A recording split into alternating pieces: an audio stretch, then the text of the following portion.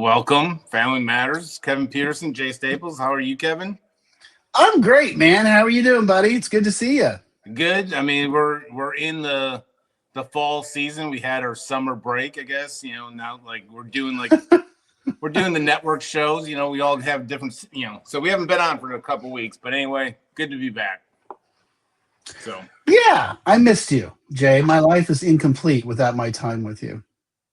Well, that's maybe the sweetest thing anyone has ever said to me this week. So I appreciate that.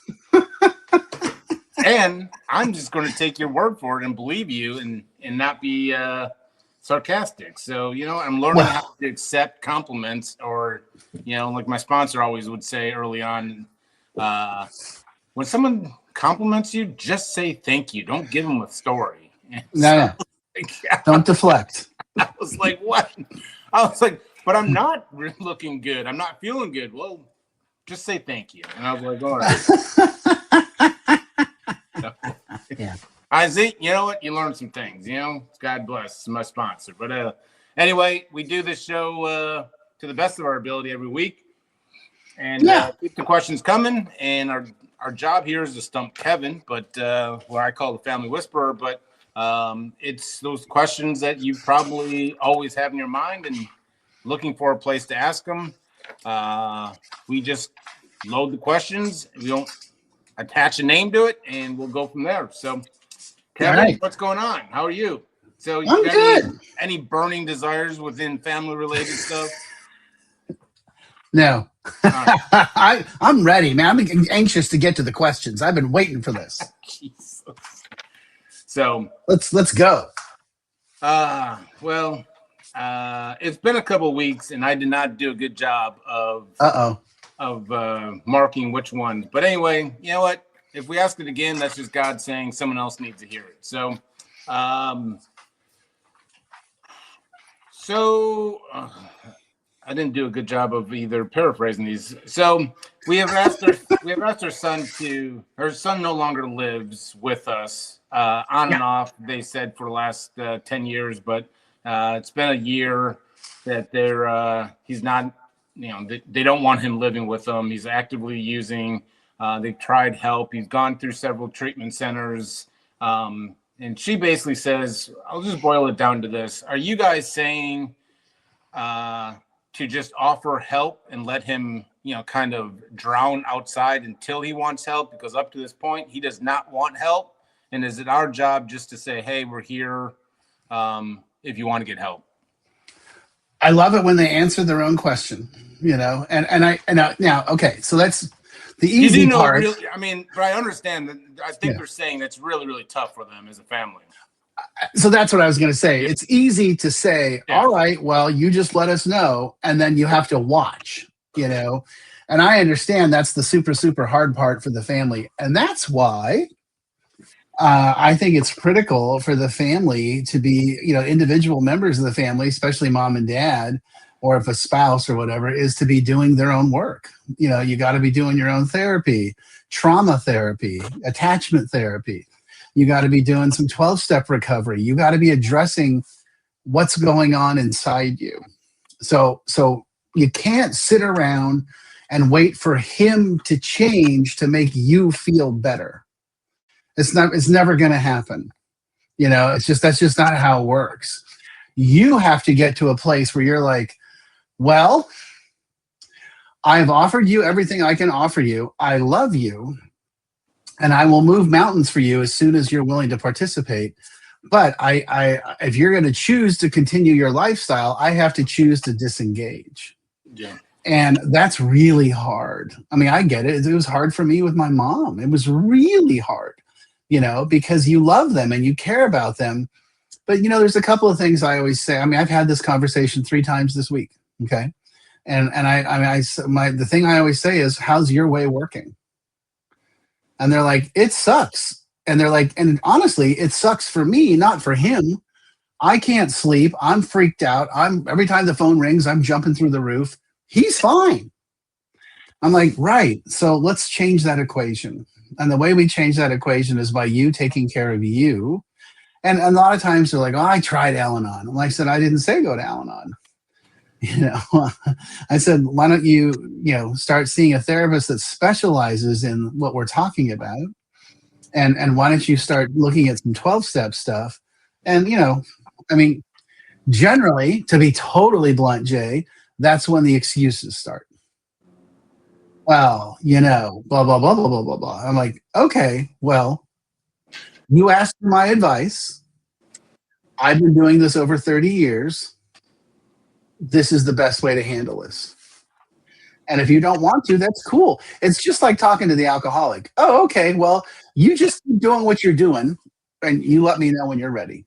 I'm here whenever you're ready. Yeah. Yeah. Do you think that there's, and this just popped in my brain, and I can only come through the addict's point of view, but I mean, through my struggles and kind of cycle, like, I mean, all these things that I now have implemented in my life were brought up to my attention, and I just quickly dismissed them as, oh, they don't work. AA doesn't work, or, therapy doesn't work. And I'm not, this is just in general. Do you think, because I get it, and working with families are very quick to point out what's not working. Do you honestly think families, just in a general state of, and this has nothing to do with that question, but do you think in general, how do I say this, families aren't really doing what you're kind of, like Al-Anon? Do you think people really truly go all in on Al-Anon and they just dismiss it after one meeting? And I'm not trying to make light of families, but I think from my standpoint, I was really, really quick to say that doesn't work. In reality, I went to one AA meeting, didn't, boom. So I don't know if there's a question in there, but I think families don't necessarily go all in and they're just quick to dismiss. Is that right? Yeah. And I understand where they're coming from. They're like, they're still coming to you and me and saying, how do we fix him? Yeah. And our response is, you got to fix yourself and go here. And they're like, what else do you got? Because you didn't hear me. I need to know how to fix him. And I'm like, that's just not how this works. And if I had the ability to manage and control your loved one, I'd be a billionaire. Unfortunately, that's not how this works. Now, I do know that the single most effective way of dealing with that is to change you. And if you change you, he has to change, because if all of a sudden you start answering him differently with boundaries and accountability and structure, he's going to be like, what the hell is this? Yeah. Why aren't you caving in? Why aren't you doing what I tell you to? Why aren't you, when I start screaming at you at the phone, why are you hanging up? It's your job to listen to me screaming and telling me what a horrible parent you are. Like, no, it's not. That's not my job at all, Yeah. But it's hard for them to conceptualize that I actually changed the deal. It really is hard. And I get it. I totally get it. But yeah, and I'm not saying that they're being flaky. I mean, some are, but others are like, they're so freaked out that they're looking for the Xanax, what's the Xanax? How do I feel better now? And I'm like, well, unfortunately, that's not how it works. Yeah. Yeah. So, I mean, it's real. I mean, I get family calls, and moms and dads, and I mean, they're worrying themselves, crazy. And we have this other one that's kind of in the same lines. It says, why do I feel angry more than I feel sad? And basically she was going and saying, like, I feel really, really sad for my daughter, but it just comes out as anger, and we are no longer really able to even, communicate, because the sadness and the fear, they say, just comes out as anger. And that's normal, I think, for any family. It's normal for anybody, is that, because here's the thing, this is something I learned a long time ago, that, behind anger is fear, right? I mean, I always like to say, when I get afraid, I get angry. And when I get angry, I like to share. I want everyone to know how I feel, and because I'm a people person, And when you trace that back, I mean, and this is literally just through doing 12-step inventory work, fourth step inventory work, and then realizing that when I get angry, it's because I'm scared, and it's because there's something I'm not willing to look at. I mean, you want to take it down. I'm going to take it down to the final notch, as my old friend David Huff in Broomfield, Colorado says. What part of your life are you struggling with, Kevin? Oh, I'm struggling with finances. Well, that's the part you're not willing to trust God with. Mm-hmm. I mean, that's the ultimate answer. There is no, that's it. It's, I'm freaked out. It's because I don't trust God. At the end of the day, I don't trust God that I'm going to be okay. And I have to intervene. It's the same thing with the families. Which is why I'm such a pushy guy about doing 12-step work, whether it's Al-Anon, ACA, CODA, whatever. I don't care. I just want you to go, and I want you to actively work the 12 steps, because then you'll see the change, and you'll feel the change inside yourself, and so will your person. Yeah. That really makes the difference. And the community in itself. I mean, and I know families. Some go to Al-Anon. I mean, then they hear the word sponsor and steps, and they just But I think there's a lot of avenues. But I mean, more than anything, there's let them know that they're not alone in this. I go to recovery meetings for that community aspect. I mean, I do the 12 steps and try to practice these recovery principles on a day-to-day basis to the best of my ability. But I think families would be, if they went all in, I think they would be shocked to find, if they found a group they enjoyed, and whatever fellowship we were talking, there's not one particular thing, but I think that they would be surprised if they did the, home group, the sponsor, the steps, the opening up. I think they'd be surprised. Yeah. I think we've gotten this. We get this through the years that we've done it, but I always like it. Ultimately, let's boil this down to, let's say moms, dads, loved ones. They want to hold out hope that things will change, and that Johnny, Sally will end up getting sober. And they struggle with, I think, the thing that they don't ever want to say out loud is they almost believe 100% that they'll never get better. And they want to hold out this, she calls it the fake hope, but, I don't know if there's a question in there, but I think families all say, I don't think you'll ever get better. I don't think very few say it out loud, but they're looking for, what do you do with this? I mean, can fake hope lead to real hope, I guess is the question. Well, I call it chronic hope. There you go. I did not even connect that. I would have teed it up better for you. That's all right. So here's the thing, right? And I totally get where they're coming from. Let's take me, right? I got sober at 27, and my parents had to endure 14 years of crazy, and to think that someone's going to get sober and this is what, I mean, let's just say going to treatment or something, 30, 60, 90 days, even 6 months, and think that they're going to magically get all better. That's just not how it works. It takes, Dr. Anna Lemke, in her book, Dopamine Nation, says it, and she's the head of addiction studies at Stanford School of Medicine's Department of Psychiatry. She says it takes 18 to 24 months for the brain to get fully back online.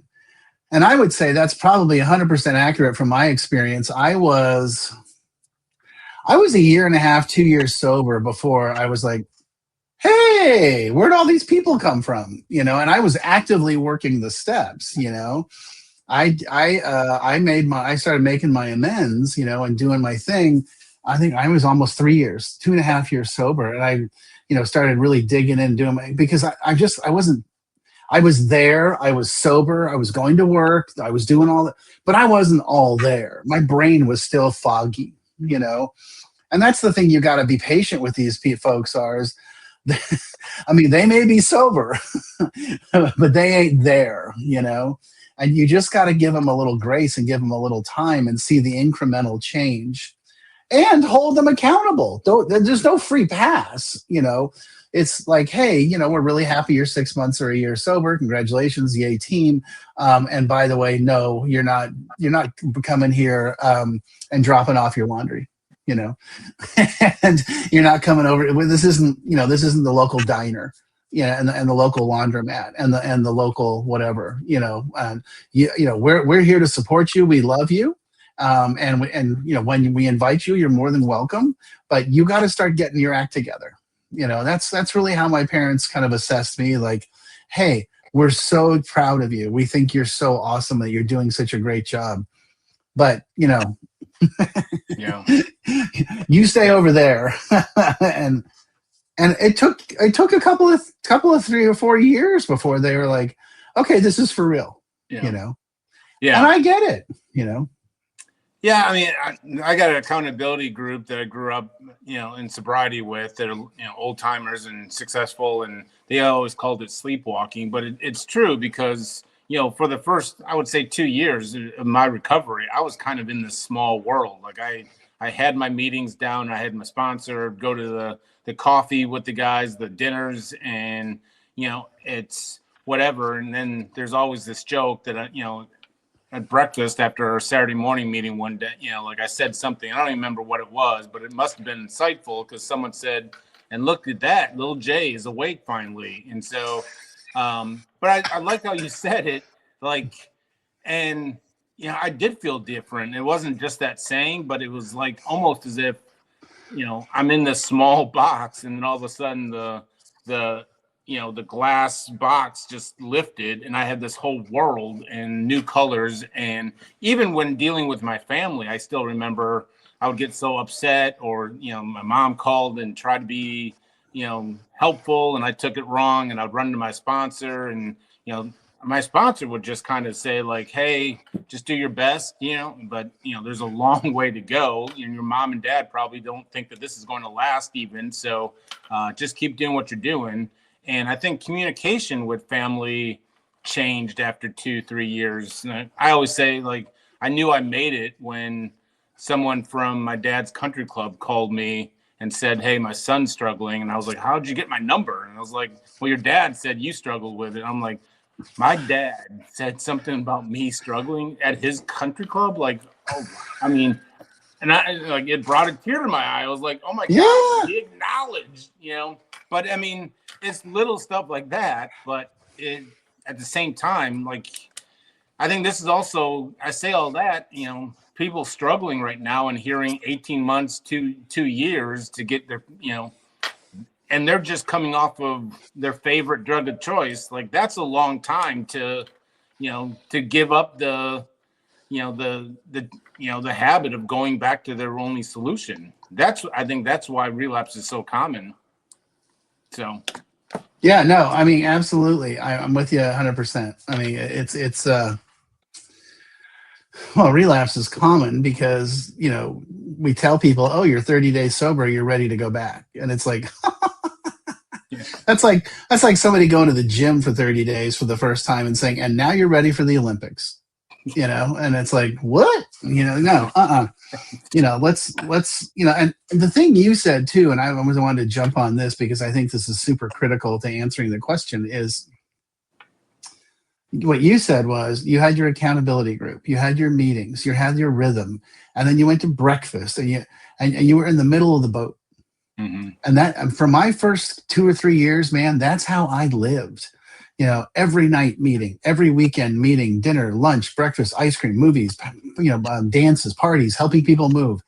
I mean, I was in the middle of the boat, you know. I mean, relapse wasn't an option because I didn't have time. Yeah. You know, I mean, I just didn't have time. And that's that sense of community and belonging and being engaged, right, is how we survive this. You know, it's how we get through this. the guys, I mean, this is the old adage, right, that they told me when I got sober in LA. The guys that show up late to math class, sit in the back and flirt with the girls, they flunk. And, the water buffalo that don't sit in the middle of the pack, and when they're at the water hole that hang out in the back, they get eaten by the lions, and the alcoholics that show up late, sit in the back, flirt with the girls, and bail before the prayers, they drink. Yeah. And I was like, yeah, I don't want to do that. Yeah. Let's call those people Jays, Well, I think, I don't know how the blessing, it's really funny. People always say, so you just walked into AA and it all got better. And they're like, we're on the first try. I'm like, yeah. Now, the 2 years before that, when I was trying to control my drinking, let's be clear. I kept was like, I gotta get this together. I gotta get this. I gotta quit. I gotta get it. And I just couldn't. Yeah. And yeah, I got harassed I still get harassed. In a sense, I had to move away from Dallas to stop being. But I joke because those meetings, like if I didn't go to a meeting, I got a call the next day from someone within that meeting and saying, "Hey, are you okay? Like what happened last night?" And I better have a pretty good reason as to whatever. Oh, I just sat on the couch, and it provided. And I'll be the first to admit, there's sometimes I did not want to go to that meeting. And, I was like, screw it, I'm not going to go. I'm done.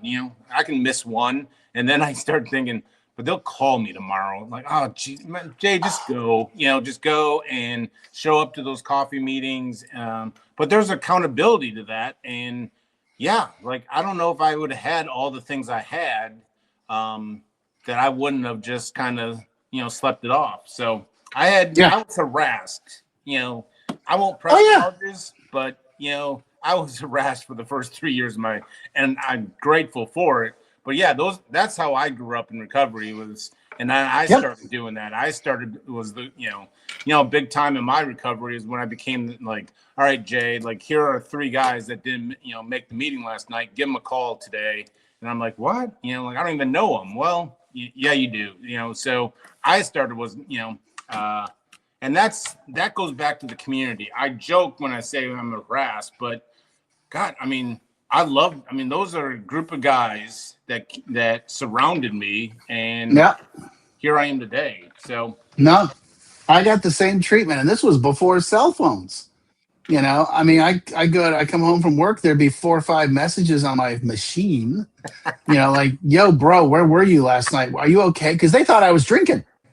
And I was like, no. I had a work event, or my car got repossessed. So, and they're like, well, then tell us, stupid, and we'll come get you. And I'm like, oh, okay. Yeah. And then I was sick. One time I was sick for like 3 days, and they're like, we thought you were dead. And I'm like, no, I'm sick. I really am sick. They're like, well, just call us and tell us that. Because what it was they were saying, you're part of the family, and when you're not there, we have concern for you because you're part of the family. And I was like, wow. Yeah. Never experienced that before. Exactly. So, yeah. So let's do one more. And I just really love this one. And all right. I don't think we did it. it's way up on my list. And so, but I'll just play hypothetical here. And this is really, really good. And she's a fed up mom. I think a mom, but she ends it like this. So if we could look back 6 months from now and say, wow, we really grew as a family, what would you have suggested us to do 6 months ago, and what would have changed? Does that make sense? Say that again. So if say today they sit in front of you and say, hey, we want to dedicate 6 months. You say, do this for 6 months. They say, and they would say like, wow, we really grew as a family. What would have changed? What would you have suggested to them that they do today? The family. Yeah. Got it. Well, I would suggest that everyone go to individual therapy. And I want to be really clear. This is really important. Not the therapist you've been seeing for the last 5 years. I want you to see a therapist that specializes in addiction, codependence, trauma, IFS, attachment theory, you got to zero in on the target, and you got to go after that. And so that would be number one. I'd want everybody to be, and I give them a reading list of things that I want them to look into. Do you think changing up therapists? Huge. It is? Huge. Yeah. Huge. I mean, not all therapists are alike, man. They're not all built the same. Yeah. And the therapist that you've been seeing for 5 years talking about your mother is not the one that you're going to talk to about your son who's, a cocaine addict or, smoking weed in the basement. It's too, you and I both know. I mean, that other therapist may be great. I'm not saying they're bad therapists, but that doesn't mean they're prepared to handle that. They don't know what to do with that. They don't know how to, they don't know how to set boundaries. They don't know how to hold people accountable, and so you need someone that's, been to the circus and understands what's up. And I got to tell you, when families follow my direction, like the jaywalker, right? When the families that I'm working with and I say, hey, go see this therapist individually, oh my God, the change in that family is just immense, right? Because that person starts standing up and saying, I'm not doing this anymore. And everyone else has to be like, what? That changing of therapists, I think, is really, really highlight in kind of all caps letters. So, yeah, keep going. You're doing good. Well, but that would be the number one thing. Follow an educational, learn about addiction, learn about psychoeducation is what we call that. And I honestly feel some trauma therapy. And then I really do feel strongly about some 12-step work, for the families, for the individuals and the families. And that could just be like reading the AA Big Book or like reading like recovery books. Is that, would you agree with that? Yeah, sure. That's part of the homework that I assign at Jaywalker is the AA book. Part of it is because I want them to understand they read it and they're like, oh my God, that's my son. And I'm like, right.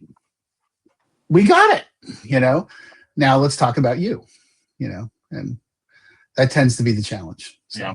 Yeah. Well, I think people here like getting into, going to Al-Anon, going to, whatever, like we talked about it earlier this show, like get a sponsor, do the work and do the steps. And, that's great. And hopefully something clicks or you want to do it. Like we can start small with my suggestions. Just read the AA Big Book, read, there's 12 steps and 12 traditions, like read daily,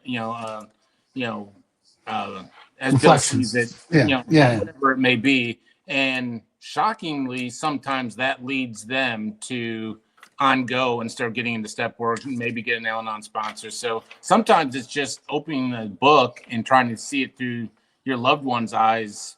And that big book, it's written in 1930s, whatever, but it comes to life no matter who reads it. Oh, it's all, yeah. I get it. And I get people that are like, oh my God, it's, written by, old white Christian men. I'm like, yeah, you're right. You are right. It is. And it's misogynistic. it is so politically incorrect and not woke. Across the board. Oop, bad word. Sorry. But it is. And I'm like, and yet at the same time, it has saved millions of people's lives.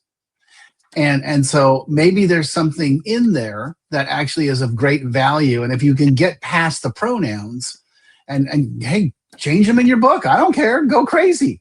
But it's let's just take a look at the core of what they're offering and let's go from there.